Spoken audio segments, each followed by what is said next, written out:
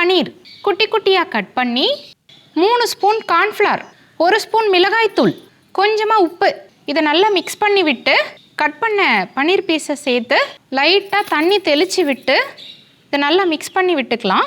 சூடான எண்ணெயில் போட்டு பொரித்து எடுத்துக்கலாம். இது இருக்கட்டும்.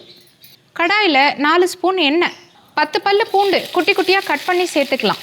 2 பெரிய வெங்காயம், 2 பச்சை மிளகாய், பீன்ஸு, கேரட், முட்டைக்கோஸ், குடமிளகாய், 1 spoon red chilli sauce, 1 spoon soya sauce, 1 spoon tomato ketchup, 1 spoon மிளகாய்த்தூள், 1/2 spoon garam masala, 1/2 spoon pepper, தேவையான அளவு உப்பு, வடித்த சாதத்தை கொட்டி ஃப்ரை பண்ண பன்னீரை சேர்த்து இதை நல்லா மிக்ஸ் பண்ணி விட்டு மேலே கொத்தமல்லி தூவுனா பன்னீர் ஃப்ரைட் ரைஸ் ரெடி.